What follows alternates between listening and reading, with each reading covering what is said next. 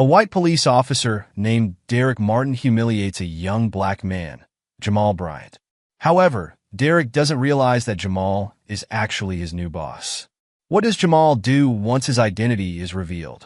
Does he let it go, or does he seek revenge for the insult? Let's find out. But before we dive into the story, comment below where you're watching from today.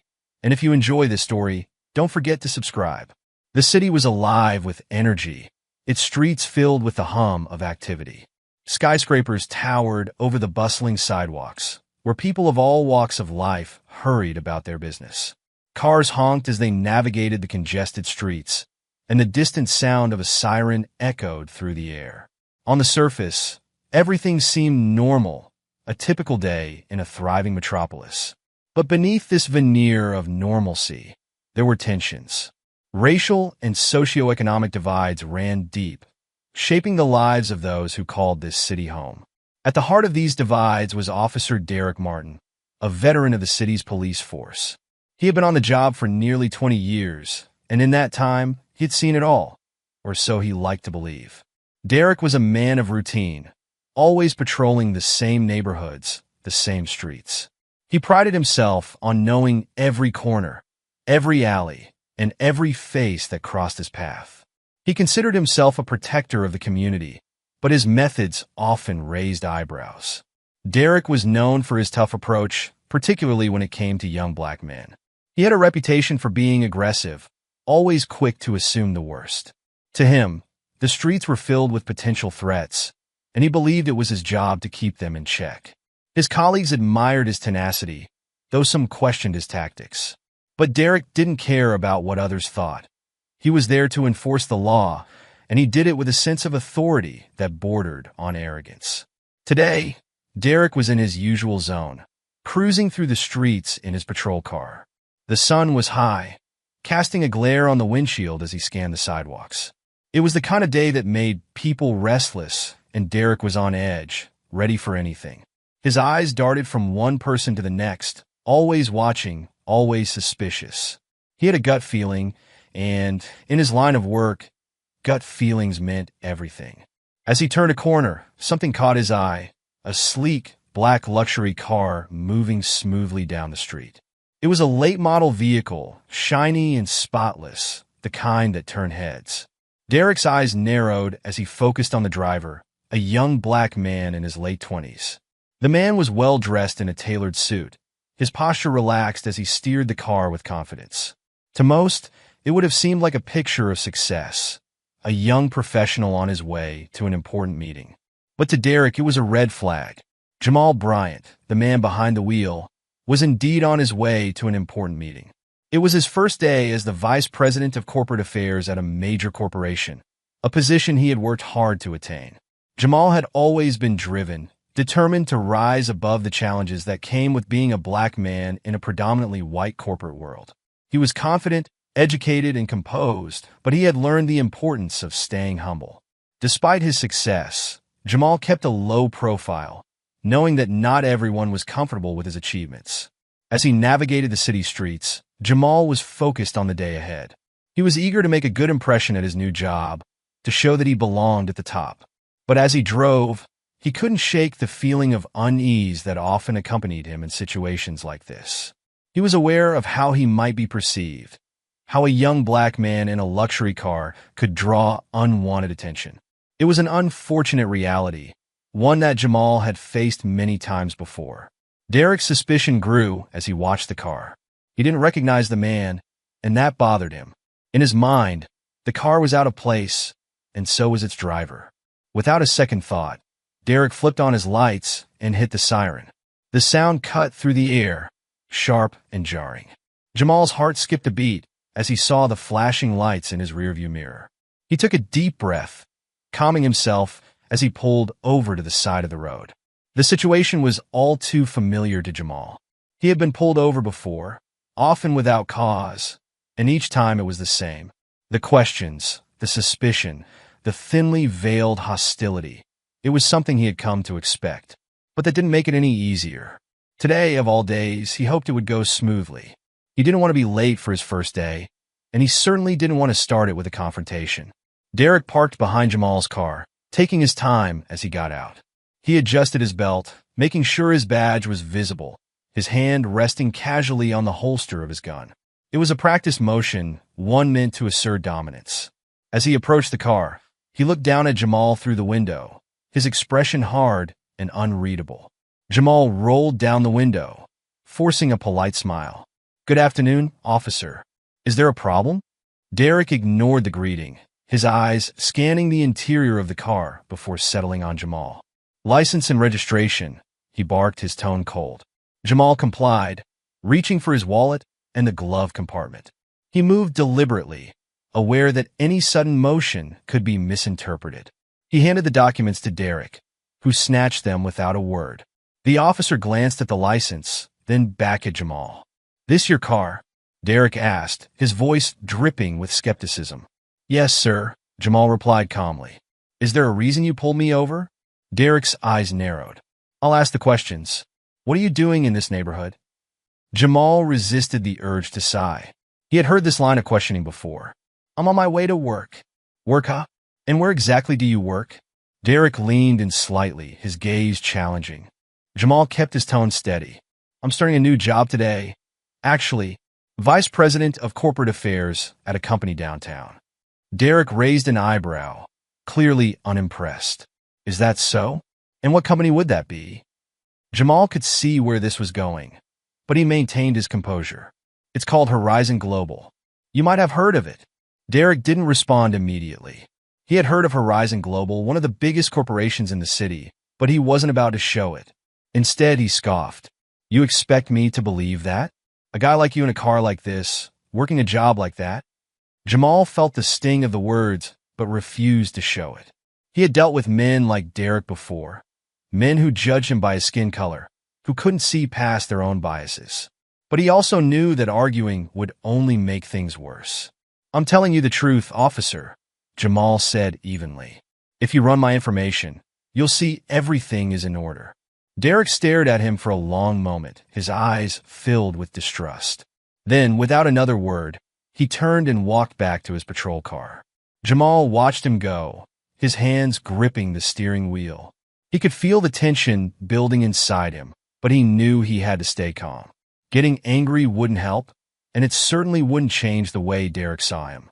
In the patrol car, Derek ran Jamal's information through the system, fully expecting to find something, anything, that would justify his suspicions.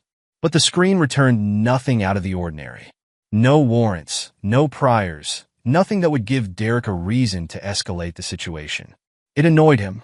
In his mind, Jamal didn't belong behind the wheel of such an expensive car, didn't fit the profile of someone who worked in a high-power position. But the computer didn't lie. Frustrated, Derek returned to Jamal's car, handing back the license and registration. "Everything checks out," he said curtly, though there was no hint of apology in his voice. "But I'm going to need you to step out of the vehicle." Jamal blinked, surprised. "Is there a problem, officer?"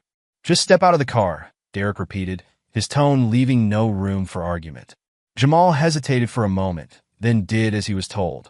As he stepped onto the sidewalk, he felt the weight of the situation bearing down on him. People were beginning to notice, passing by with curious glances. A few even stopped to watch. The tension in the air was thick, almost suffocating. Derek motioned for Jamal to stand by the hood of his car. He began to question him more aggressively, asking about his job, his car, and his life in a way that felt more like an interrogation than a routine traffic stop. The questions were invasive, probing, designed to humiliate. "How can you afford a car like this?" Derek asked, his voice laced with disbelief. Jamal kept his tone measured. "I worked hard for it, sir. I've been successful in my career." "Successful, huh? And what kind of success are we talking about?" Derek pressed, his eyes narrowing. "I've worked in corporate finance for several years," Jamal explained, his patience wearing thin. "I've earned my way up to this position." Derek's gaze was piercing, searching for any sign of dishonesty. "I see. And how long have you had this car?" "A few months," Jamal answered, though he knew the questions were pointless. Derek wasn't interested in the truth. He was trying to find something, anything, that would validate his suspicions. The exchange continued, with Derek growing increasingly hostile. He began to speak more harshly, questioning Jamal's integrity, his intentions, and even his right to be in the neighborhood. The tension between them was palpable, drawing the attention of onlookers who had gathered nearby, sensing that something was off. "Do you have any drugs or weapons in the car?" Derek asked, his tone accusatory. "No, officer," Jamal replied firmly. "There's nothing illegal in my car. Mind if I take a look?" Derek's question was less of a request and more of a demand. Jamal knew his rights, knew that he didn't have to consent to a search. But he also knew that refusing could escalate the situation. He was on his way to his first day at a new job, and the last thing he wanted was to end up in handcuffs over a situation that was spiraling out of control. Reluctantly, he nodded. "Go ahead," Jamal said, his voice calm but resolute. Derek didn't waste any time. He began rifling through the car, opening compartments, checking under seats, and peering into every nook and cranny. It was a thorough search, but it was also a demeaning one. Jamal stood by the side of the road, his hands in his pockets, feeling the eyes of the passers-by on him. He knew what they were thinking. Another black man being hassled by the police, another story that would go untold. Minutes passed, and Derek found nothing. No drugs, no weapons, no evidence of any wrongdoing. But he didn't stop. He kept searching, as if unwilling to accept that Jamal was just an ordinary man going about his day. Finally, after what felt like an eternity, Derek stepped back from the car, his expression hard. "Looks like you're clean," he muttered, almost as if it pained him to admit it. Jamal exhaled slowly, relieved but not surprised. He had known from the beginning that this was just a fishing expedition, a power play by a man who didn't like the idea of someone like him driving a nice car. But knowing that didn't make the experience any less frustrating, any less humiliating. "Is there anything else, officer?" Jamal asked, his voice polite, but with an edge of steel. Derek looked at him for a long moment, as if weighing his options. He could have let it go, could have ended the encounter and moved on. But his pride wouldn't allow it. Instead, he stepped closer to Jamal, lowering his voice so only he could hear. "Listen here, boy," Derek hissed, his words dripping with disdain. "You might think you're something special, driving around in your fancy car, but don't forget where you are. You don't belong here, and you never will." Jamal's jaw tightened, but he forced himself to stay calm. He met Derek's gaze, refusing to be intimidated. "I know exactly where I am, officer," he replied evenly. "And I know my rights." Derek's eyes flashed with anger, but he said nothing. Instead, he turned on his heel and walked back to his patrol car, leaving Jamal standing by the roadside. The crowd of onlookers began to disperse, murmuring among themselves as they continued on their way. Jamal watched as Derek drove off, the red and blue lights fading into the distance. For a moment, Jamal stood there, taking in the weight of what had just happened. He had been through situations like this before, but it never got easier. The sting of being judged, of being reduced to a stereotype, was something he had grown accustomed to, but it still hurt. But he couldn't let it derail him. Not today. He had a job to do, a new beginning to embrace. Taking a deep breath, Jamal got back into his car. He adjusted his tie in the rearview mirror, straightened his jacket, and checked the time. He was going to be late, but he couldn't afford to let that bother him. He had worked too hard to let someone like Derek ruin his day. As he started the engine and pulled back onto the road, he focused on the task ahead, pushing the encounter to the back of his mind.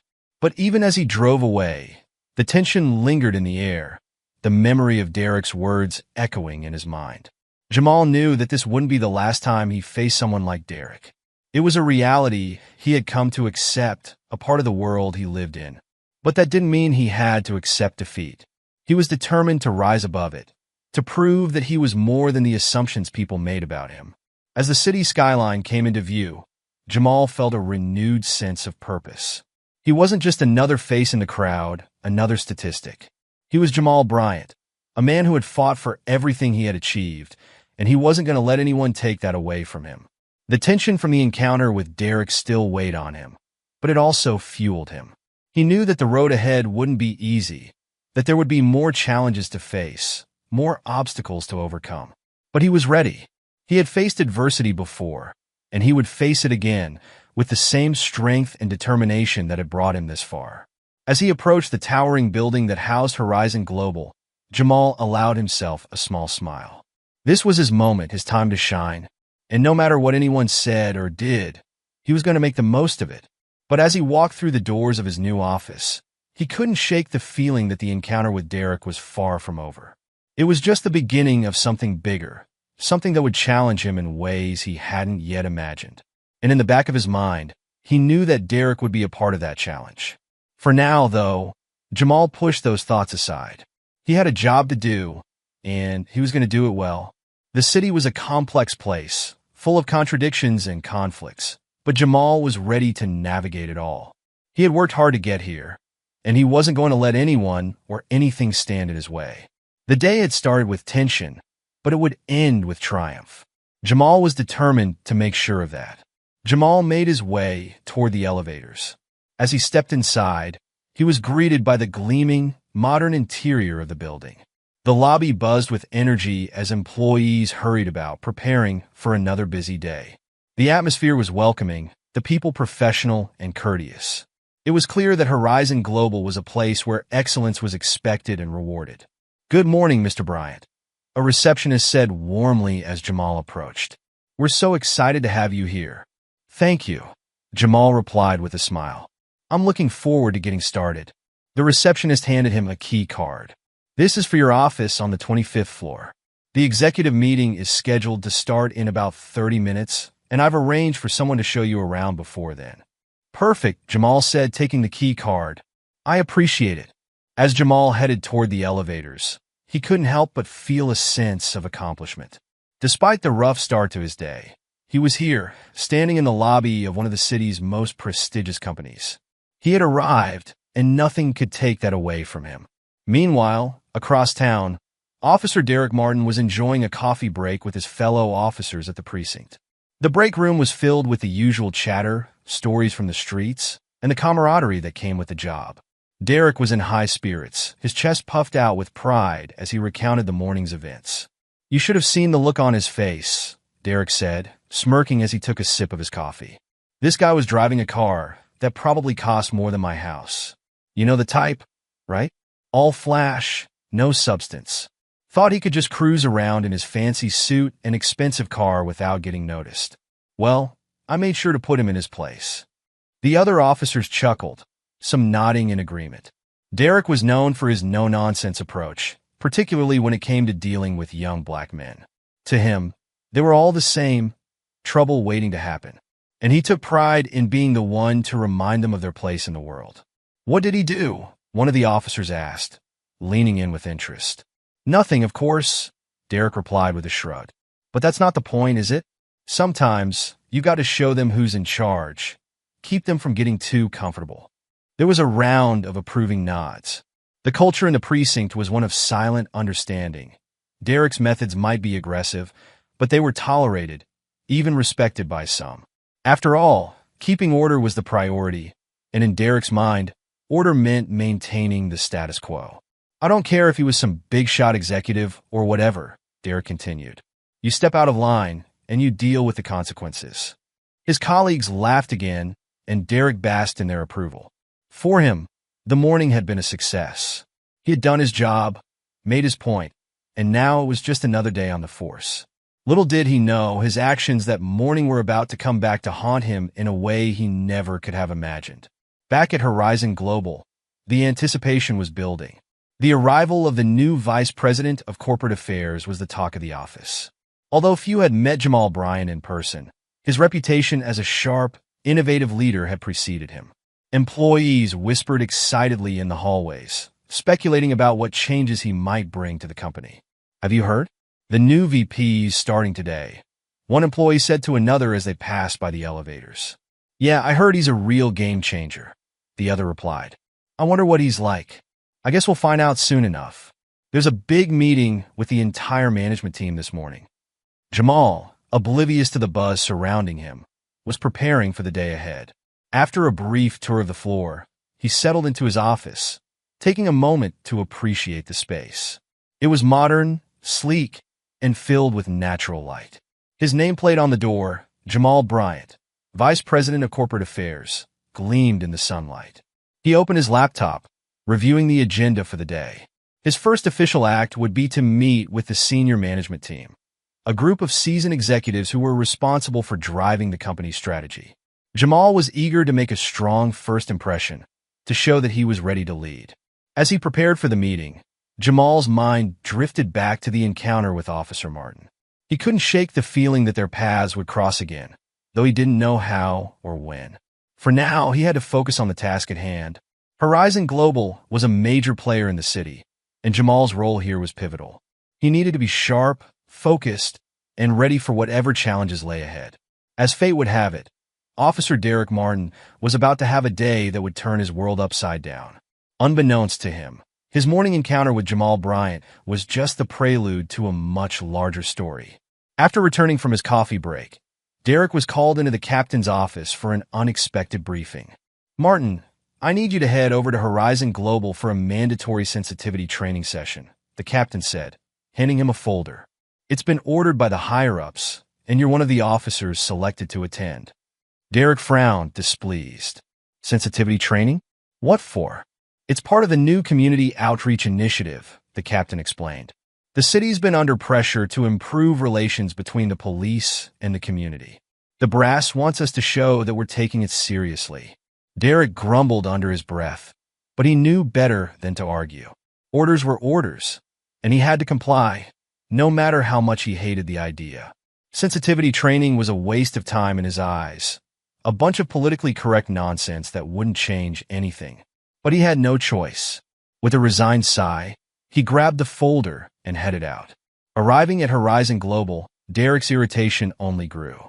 The building was impressive, a far cry from the gritty precinct where he spent his days. As he entered the lobby, he couldn't help but feel out of place, surrounded by well-dressed professionals and pristine surroundings. "Officer Martin, right this way," a corporate liaison said, guiding him to the elevators. "The training session is on the 25th floor."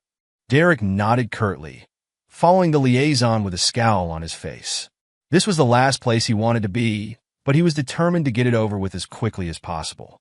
As the elevator ascended, Derek mentally checked out, thinking about anything other than the nonsense he was about to endure.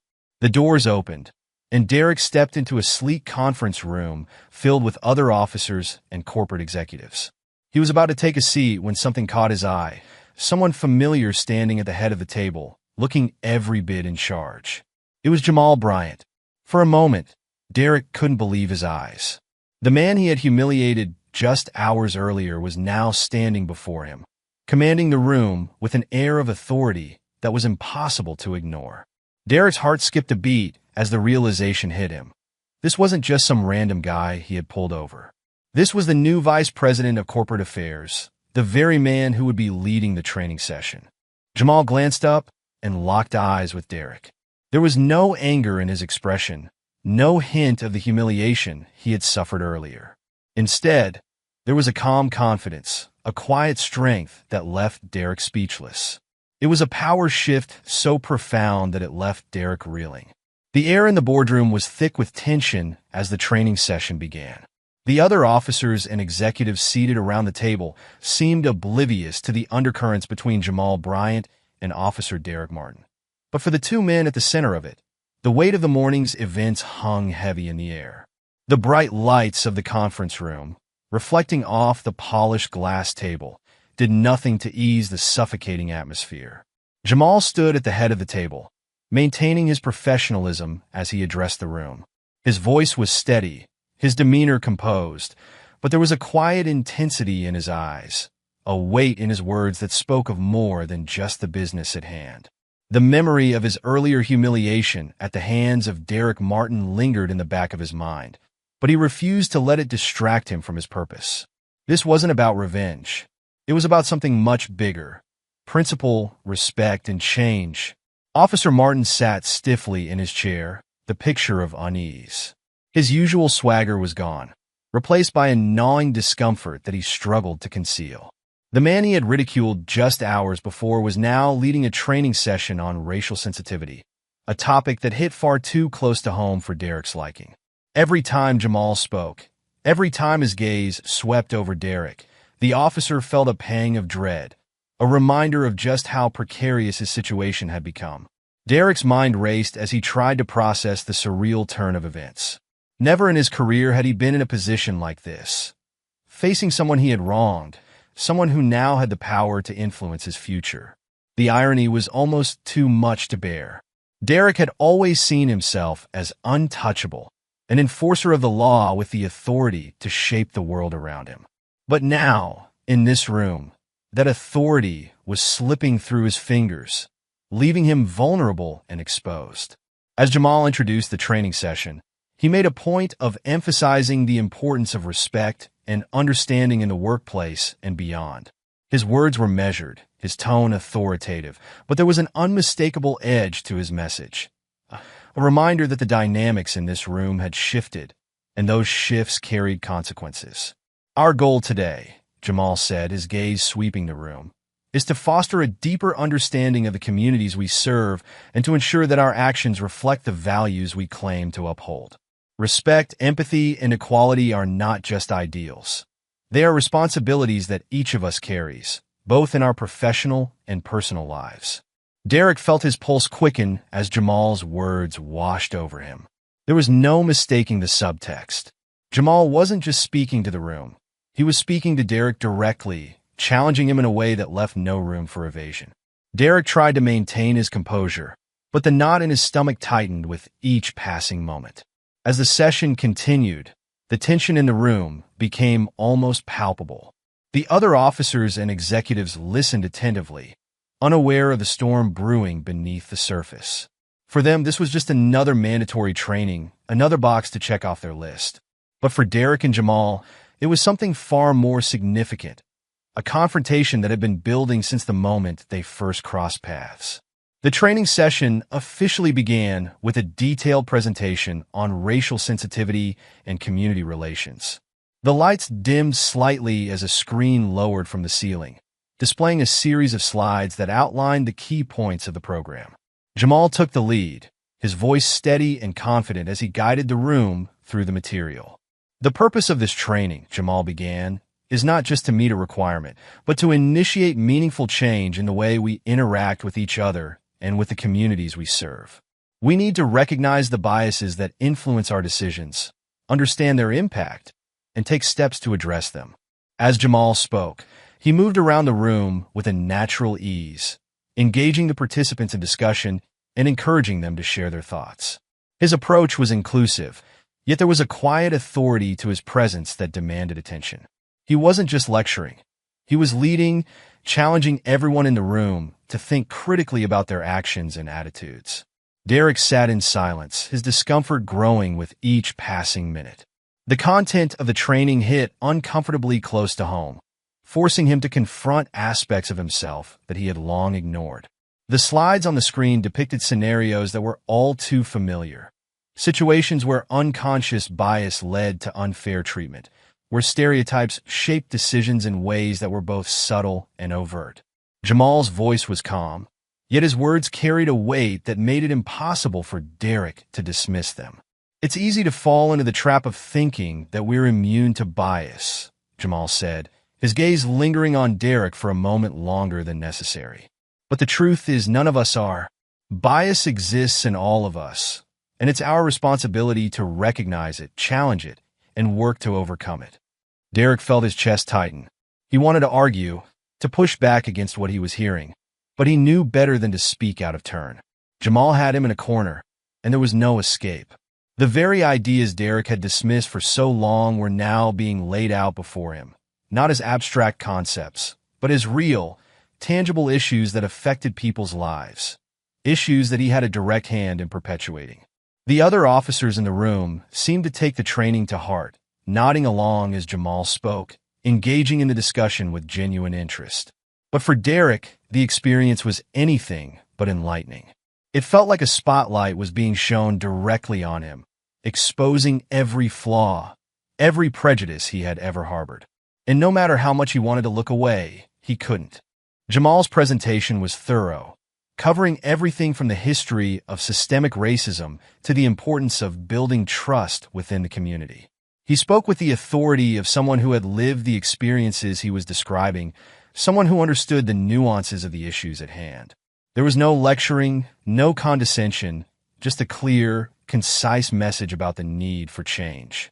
As the session continued, Jamal's words began to cut through Derek's defenses. The officer found himself questioning his own behavior, his own assumptions. He had always prided himself on being tough, on upholding the law without compromise. But now, as he listened to Jamal describe the harm that unchecked bias could cause, he began to wonder if he had been doing more harm than good. The turning point came when Jamal shared a personal story, a story that resonated with everyone in the room, including Derek. He spoke about a time when he had been unfairly targeted by law enforcement, about the fear and humiliation he had felt, and about the long-term impact it had on his life. It was a story that could have easily been dismissed as anecdotal, but in this context, it carried a weight that was impossible to ignore. Experiences like these leave a mark, Jamal said quietly, his voice filled with a restrained emotion that caught everyone's attention. They shape the way people see the world, the way they interact with authority, and the way they perceive justice. It's our responsibility to make sure that the marks we leave are positive ones, not scars. The room fell silent. For the first time, Derek felt a pang of guilt, not just for what he had done to Jamal earlier that day, but for all the times he had used his authority to belittle or intimidate others. He had always justified his actions as necessary, as part of the job. But now, faced with the reality of the harm he had caused, those justifications felt hollow. When the training session finally concluded, there was a collective sense of relief in the room. The participants began gathering their materials, ready to move on with their day. But for Derek, there would be no escape, no quick exit. As the others filed out, Jamal approached him, his expression calm but unreadable. "Officer Martin, could you stay behind for a moment?" Jamal asked, his tone polite but firm. Derek's stomach dropped. He had been dreading this moment, but he knew it was inevitable. Nodding stiffly, he remained seated as the last of his colleagues left the room, the door closing behind them with a soft click. The room suddenly felt much smaller, the silence between them heavy and charged. Jamal took a seat across from Derek, folding his hands on the table. For a long moment, neither man spoke. The tension was almost unbearable, each waiting for the other to break the silence. Finally, Jamal leaned forward slightly, his gaze fixed on Derek with a calm intensity that was impossible to ignore. "Let's talk about this morning," Jamal said quietly, his voice measured. Derek's mouth went dry. He had been dreading this moment, but there was no way to avoid it now. He shifted uncomfortably in his chair, trying to find the right words, but nothing came. He felt trapped, cornered by his own actions, with no way out. Jamal continued, his tone still calm, but carrying an unmistakable weight. "You pulled me over without cause. You questioned my right to drive the car I was in. You demanded unnecessary documentation, and you made comments that were clearly intended to humiliate me. Why?" Derek felt a surge of defensiveness rising within him, but he forced it down. He knew that trying to justify himself would only make things worse. Instead, he swallowed hard and forced himself to meet Jamal's gaze. I thought you were a suspect," he stammered, though even to his own ears, the excuse sounded weak. Jamal didn't flinch. "Did you? Or did you just see a black man in an expensive car and assume he didn't belong there?" Derek opened his mouth to respond, but the words caught in his throat. He had no answer, no defense that could stand up to the truth. He had judged Jamal based on his appearance, and he knew it. The realization was like a punch to the gut, leaving him reeling with shame. Seeing Derek struggle, Jamal pressed on, his tone unwavering. "You're not the first officer to treat me this way, Officer Martin, but I hope you'll be the last. I'm not here to ruin your career or to get back at you for what happened. I'm here to challenge you, to make you see the harm that comes from the kind of behavior you displayed this morning." Derek felt his defenses crumble further with each word. Jamal wasn't yelling, wasn't threatening. He was simply stating facts, laying out the impact of Derek's actions in a way that was impossible to ignore. And that, more than anything, made it hurt all the more. "I know it's not easy to admit when we're wrong," Jamal continued. "But if we don't, nothing changes. The biases we carry, the assumptions we make, they don't just hurt the people we target. They hurt us too. They prevent us from seeing people as they are, from understanding their experiences, from building the kind of world we all want to live in. The room fell silent again, but this time the silence was different. It wasn't filled with tension or unease. It was filled with the weight of unspoken truths, of realizations that had been a long time coming. Derek felt a lump forming in his throat, his chest tight with emotion. He had spent so many years convincing himself that he was doing the right thing, that his actions were justified. But now, faced with the reality of the harm he had caused, he could no longer hide behind those justifications. "I'm sorry," Derek whispered, his voice barely audible. Jamal nodded slowly, acknowledging the apology without immediately accepting it. "Sorry is a start, but it's not enough. Change has to come from within, Officer Martin. It's not about saying the right words. It's about doing the right thing, even when no one's watching." Derek nodded, his eyes downcast. He knew Jamal was right, and for the first time in a long while, he felt the stirrings of a desire to change. Not because he had been caught, but because he had finally seen the damage he had done. Jamal stood up, signaling that the conversation was over. As he walked toward the door, he paused and turned back to Derek, his expression softening slightly. "We all make mistakes," he said quietly. "What matters is what we do after. I hope you take this as an opportunity to do better." With that, Jamal left the room, leaving Derek alone with his thoughts. The weight of the conversation hung heavy on his shoulders, but there was also a sense of relief, a realization that perhaps this was the wake-up call he had needed.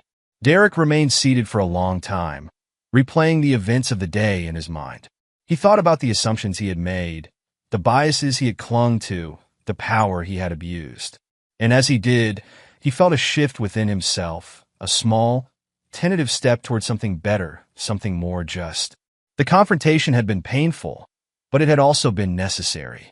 Derek knew that the path ahead wouldn't be easy, but for the first time, he felt a flicker of hope, a belief that change was possible if he was willing to put in the work. And so, as he finally stood up and left the boardroom, Derek made a silent promise to himself to be better, to do better, and to never again let his prejudices define his actions. Officer Derek Martin drove home in silence, the usual noise of the city fading into the background as his thoughts consumed him. The events of the day played on a loop in his mind, each scene more unsettling than the last. He gripped the steering wheel tightly, his knuckles white against the leather, as if holding onto it could somehow keep his world from spinning out of control. The streets blurred past him, familiar yet distant, like a landscape from a forgotten dream. He barely noticed the people walking along the sidewalks, the traffic lights changing colors, or the cars passing by. All he could think about was the boardroom, the training session, and the conversation with Jamal Bryant that had left him reeling. When Derek finally pulled into his driveway, the sun was beginning to set, casting long shadows across the suburban neighborhood. He sat in his car for a moment, staring blankly at the house in front of him. It was a modest home, well-kept but unremarkable, the kind of place that didn't draw attention. Inside, his wife and daughter would be waiting, unaware of the turmoil that churned within him. With a heavy sigh, Derek got out of the car and walked slowly to the front door. He hesitated for a moment, then pushed it open, stepping into the quiet warmth of his home. The smell of dinner cooking greeted him, a familiar and comforting scent, but tonight it did nothing to ease the tightness in his chest. "Derek, you're home," his wife, Sarah, called from the kitchen, her voice cheerful. "Dinner's almost ready."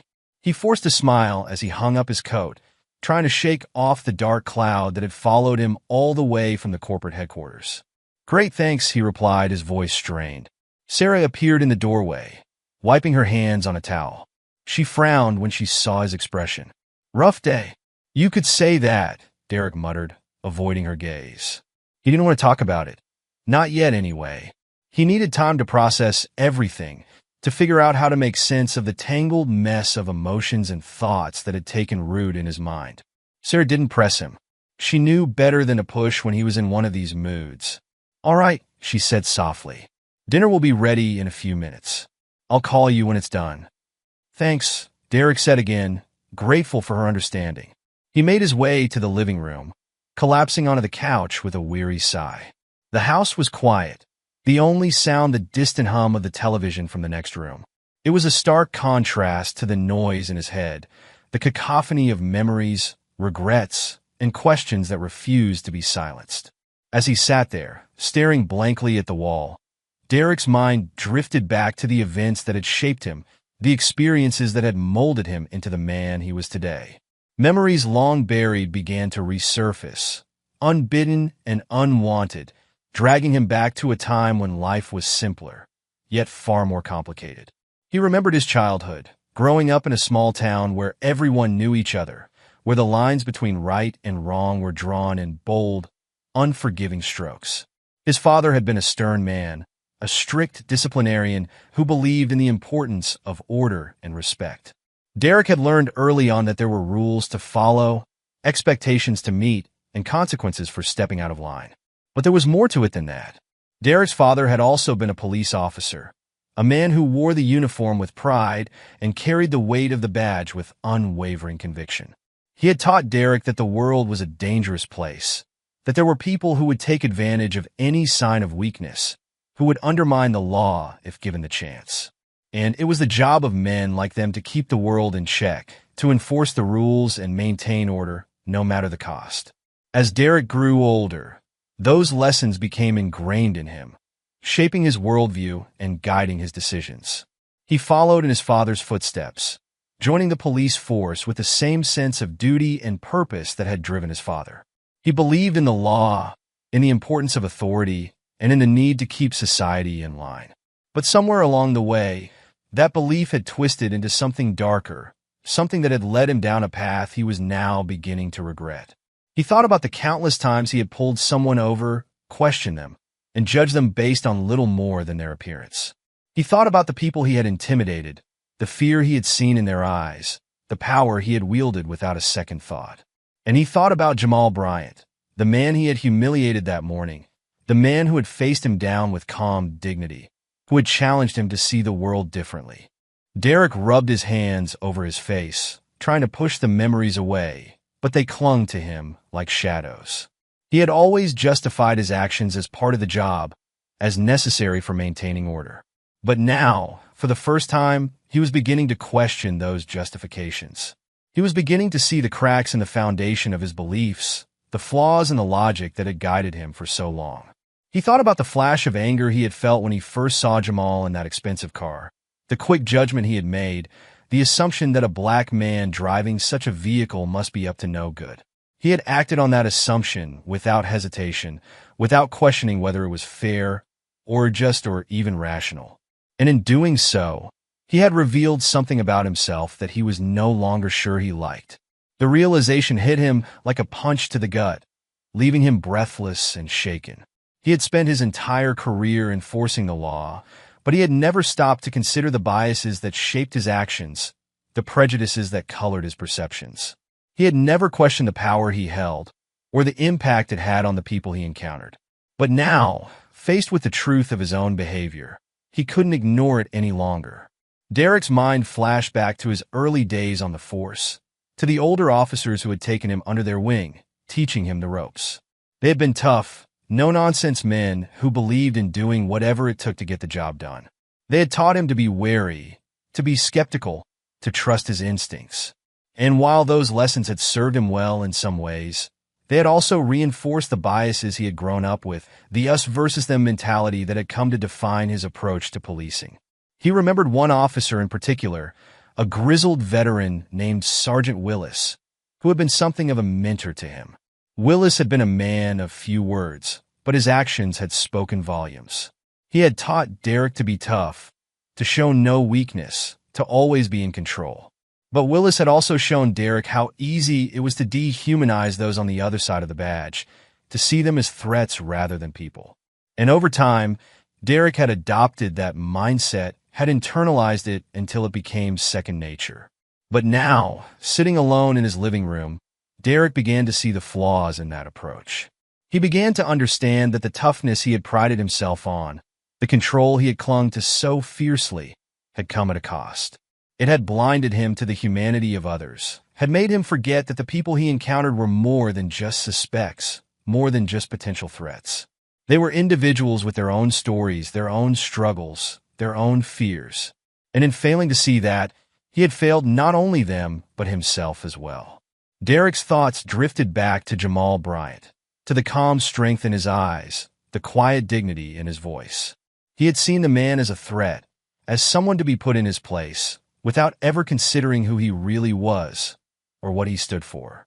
But now, after the day's events, Derek couldn't deny the respect he felt for Jamal, the admiration for the way he had handled himself in the face of such blatant disrespect.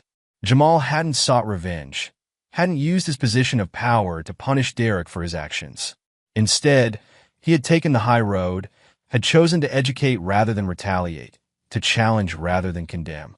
And in doing so, he had shown Derek a path forward, a way to break free from the cycle of prejudice and fear that had trapped him for so long. Derek leaned back on the couch, his eyes drifting to the ceiling as the weight of his thoughts pressed down on him. He knew that change wouldn't come easily, that it would take time and effort to undo the patterns of behavior that had defined his career. But for the first time, he was willing to try.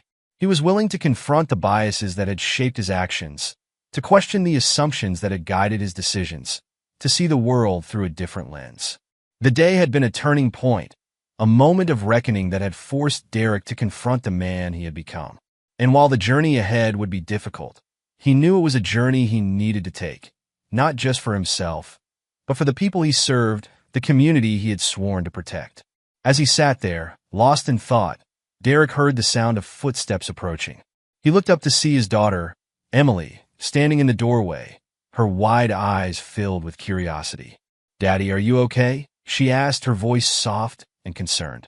Derek managed a smile, though it didn't quite reach his eyes. "Yes, sweetheart, I'm okay."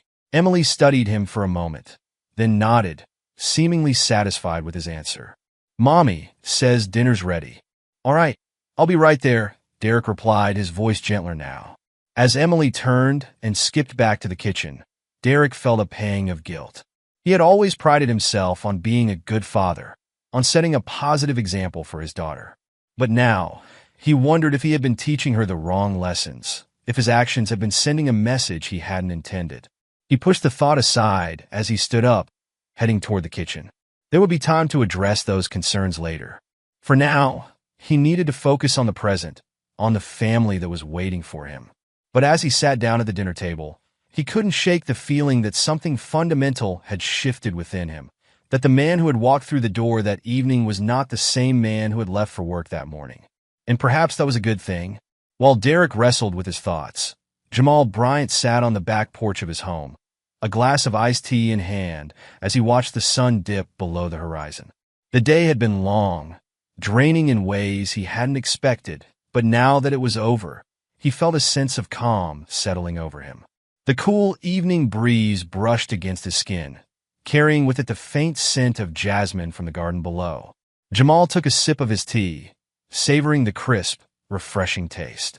He had always found solace in these quiet moments, away from the noise and chaos of the world, where he could think clearly and reflect on the day's events. And today, there was much to reflect on.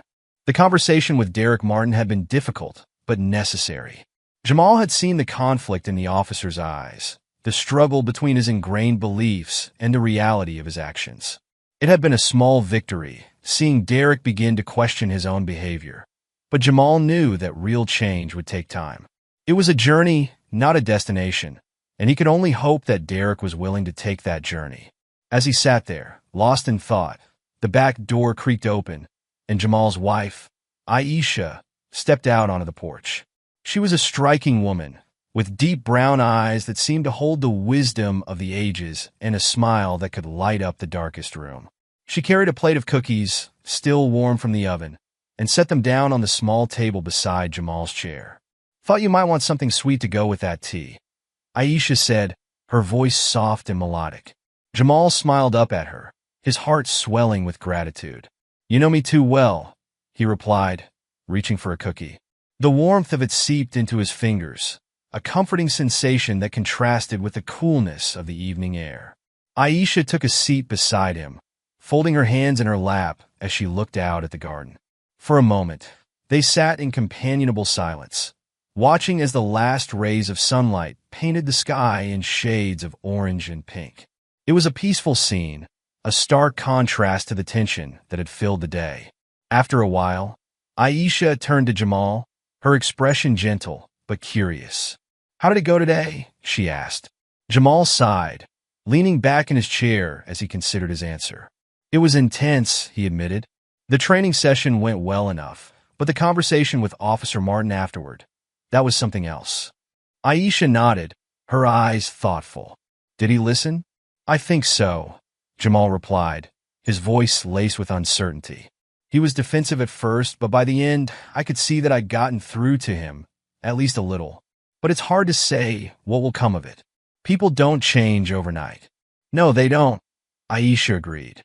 "But sometimes, all it takes is a seed to be planted. The rest is up to them." Jamal smiled at her wisdom, reaching out to take her hand in his. "You always know just what to say." Aisha squeezed his hand gently, her eyes filled with warmth. "That's because I know you, Jamal. I know how much you care, how much you want to make a difference. It's what makes you who you are." Jamal looked down at their intertwined hands, feeling the steady rhythm of her pulse against his skin. "It's not easy," he said quietly. "Being in this position, having this responsibility, it's a lot to carry." "I know," Aisha said softly. "But you don't have to carry it alone. You have me. You have your family, your friends. We're all here for you." Jamal nodded, his heart swelling with gratitude once again. "I don't know what I'd do without you, Aisha." "You'd find a way," she replied with a smile. "But luckily, you don't have to." They lapsed into silence again, but this time, it was a comfortable one, filled with the unspoken understanding that had always existed between them. Jamal knew that he was fortunate, that not everyone had the kind of support system he did. It was one of the reasons he felt such a strong responsibility to use his position for good, to be a voice for those who didn't have one. As the evening grew darker, Jamal found himself reflecting on the challenges of being a black man in a position of power, particularly in a world that still struggled with issues of race and inequality. It was a double-edged sword. On one hand, he had the opportunity to effect real change, to push for justice and equality in ways that others couldn't. But on the other hand, he was constantly under scrutiny, constantly fighting against the stereotypes and biases that sought to undermine him. He thought about the incident with Officer Martin that morning, about the assumptions that had been made, the disrespect he had been shown. It wasn't the first time he had experienced such treatment, and he knew it wouldn't be the last. But each time it happened, it served as a reminder of the work that still needed to be done, of the systemic issues that continued to plague society. Jamal knew that change was possible. He had seen it happen, both in his personal life and in his career. But he also knew that change required persistence, dedication, and a willingness to confront uncomfortable truths. It required people to step out of their comfort zones, to challenge their own beliefs and biases, to see the world through the eyes of others. And that was what he hoped to achieve, not just in his role as Vice President of Corporate Affairs, but in every aspect of his life. He wanted to be a catalyst for change, to inspire others to look beyond the surface, to understand the complexities of the issues they faced. It was a daunting task, but one that he felt called to undertake. As Jamal sat there, holding Aisha's hand, he felt a renewed sense of purpose. The day had been difficult, but it had also been a reminder of why he did what he did, of the importance of the work he was committed to. And with Aisha by his side, he knew he had the strength to keep going, to keep fighting for the justice and equality that everyone deserved. The stars began to twinkle overhead, their soft light casting a gentle glow over the garden.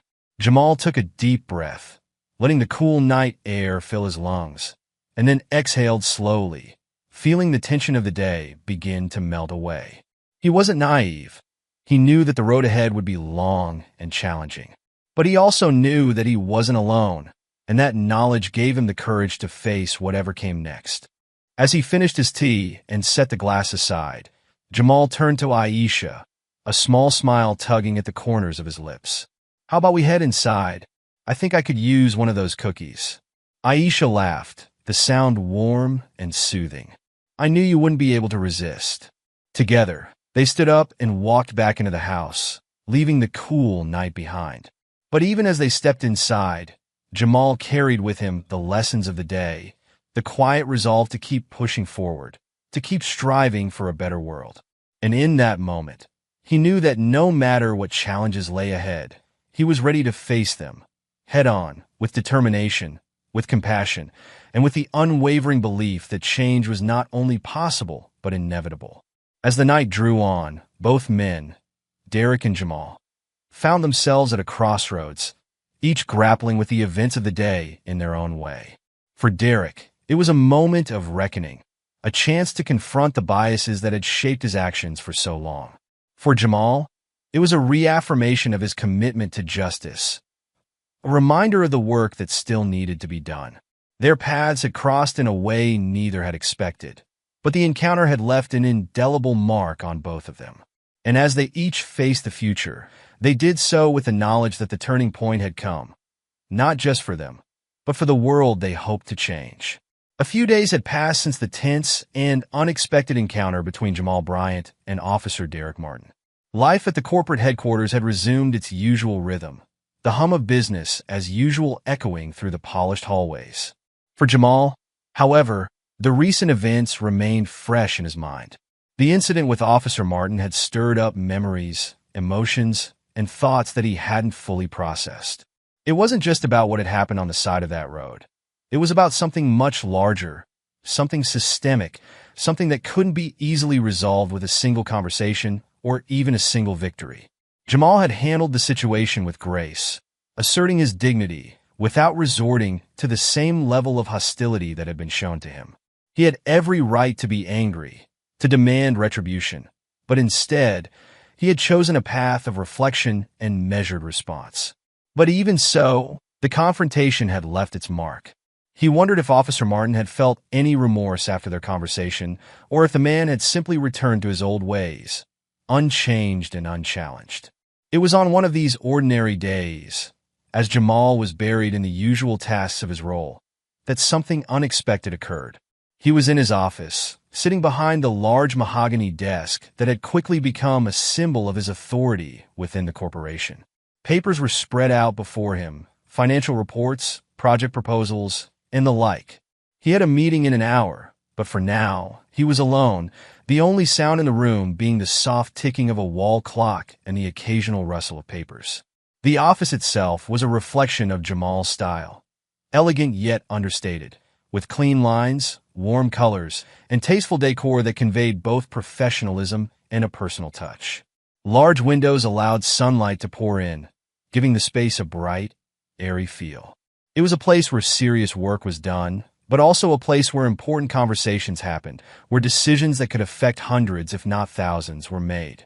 He was engrossed in reviewing a particularly detailed report when a soft knock at the door pulled him from his focus. It was a quiet, hesitant knock, not the kind of knock he usually heard from his colleagues or assistants. They knew him well enough to be direct. This was different, cautious, almost unsure. "Come in," Jamal called out, expecting it to be one of his team members with a quick question or a minor update. He didn't look up immediately, thinking it was something routine, something that could be dealt with quickly before he returned to his work. The door opened slowly, and the creak of the hinges was the only sound that followed. When Jamal finally did look up, his eyes widened slightly in surprise. Standing in the doorway, looking out of place and unsure of himself, was Officer Derek Martin. The sight of the police officer standing in his office, out of uniform and visibly uncomfortable, was not something Jamal had expected to see. For a moment, neither man spoke. The silence between them was thick with unspoken thoughts, lingering tension, and a shared history that had not yet been resolved. Jamal's gaze was steady, but his mind raced with questions. Why was Martin here? What did he want? Was this an attempt at some kind of confrontation, or was there something else at play? "Mr. Bryant," Martin finally said, his voice breaking the silence. He sounded different than he had during their last encounter. Less assured, less authoritative. There was a noticeable uncertainty in his tone, as if he wasn't quite sure of himself or how he would be received. Jamal's expression remained neutral as he slowly leaned back in his chair, studying the man before him. Martin's appearance had changed. Gone was the confident, almost smug demeanor that Jamal had encountered during their first meeting. In its place was a man who seemed burdened, hesitant, and perhaps even a little nervous. He wasn't in uniform today. Instead, he wore a simple button-down shirt and slacks, civilian clothes that seemed to strip away some of the authority he had once wielded so carelessly. "Officer Martin," Jamal replied calmly, the title slipping out almost automatically, even though the man wasn't wearing his badge. "What brings you here?" There was a pause as Martin took a tentative step into the office, his gaze flicking around the room as if trying to find something to anchor himself to. The tension in his posture was evident, his discomfort almost palpable. It was clear that he was struggling with whatever had brought him here, and Jamal could see that this visit was not something Martin had taken lightly. Martin began, but then he faltered, his voice trailing off as he tried to find the right words. He cleared his throat and tried again, this time with more determination. "I came to apologize, Mr. Bryant." The words hung in the air, heavy and sincere. Jamal's eyebrows lifted slightly, the only indication of his surprise. This was not what he had expected. He had prepared himself for a number of possibilities, but an apology from Derek Martin had not been one of them. For a moment, he simply regarded the man standing before him, trying to gauge his sincerity. Martin seemed to sense Jamal's scrutiny and shifted uncomfortably, clearly feeling the weight of the silence. "I've been doing a lot of thinking since that day," Martin continued, his voice quieter now, tinged with something that sounded almost like regret. "About what you said about how I acted, and I realized that I was wrong. The way I treated you, it wasn't right. It was completely wrong, and I'm sorry." There was a raw honesty in Martin's words, a vulnerability that Jamal hadn't expected to see. It was clear that the man standing before him was not the same as the one who had pulled him over on that fateful day. Something had changed, something significant, and Jamal could see that this apology was not just for show. It was genuine, heartfelt, and it carried with it the weight of a man who had been forced to confront his own flaws. Jamal remained silent for a moment longer, letting the words sink in. He could see that Martin was struggling with this, that coming here had taken a great deal of courage. But even so, an apology, while important, was just the beginning. It was what came after the apology that truly mattered. "I appreciate you coming here to say that," Jamal said carefully, his voice steady and measured. He wanted to acknowledge the effort Martin was making, but he also knew that this was not the end of the conversation. But as I'm sure you know, an apology alone doesn't change anything. What matters are the actions that follow. Martin nodded slowly, his gaze dropping to the floor for a moment before he looked back up at Jamal. There was a determination in his eyes now, a resolve that hadn't been there before. "I know," he said, his voice firm despite the underlying emotion. "I know that words aren't enough. That's why I'm here. I want to do better. I need to do better. And I'm asking for your help, Mr. Bryant." This admission took Jamal by surprise. He had expected the apology, perhaps even some sort of explanation or excuse, but this was different. This was a man who was not only acknowledging his mistake, but also seeking guidance on how to change. It was a rare thing, and it spoke to a level of introspection that Jamal hadn't anticipated. Jamal leaned forward slightly, his hands resting on the desk as he considered the man before him. "Change isn't easy, Officer Martin," he began, his tone serious but not unkind. "It takes time, and it takes a lot of hard work. But the fact that you're here, willing to learn, is a good first step." Martin seemed to relax, just a fraction at those words, a small sigh of relief escaping him. But Jamal wasn't finished. He knew that this was a pivotal moment, one that could either lead to real change or simply end as another empty gesture. "Education is important," Jamal continued, "but it's what you do with that knowledge that really matters. You're in a position of power, Officer Martin. People look to you as an example, whether you realize it or not. That means you have the opportunity to influence others, to change not just how you do your job, but how others see theirs as well." Martin's expression grew thoughtful as he absorbed Jamal's words. He seemed to be truly listening, taking in the gravity of what was being said. I want to be that kind of officer, Martin said quietly, his voice filled with a sincerity that Jamal could not ignore. I want to be someone my daughter can be proud of, someone who makes a positive impact on the community. There was a moment of silence as Jamal considered the officer's words. He could see that Martin was being honest, that this wasn't just an attempt to appease him.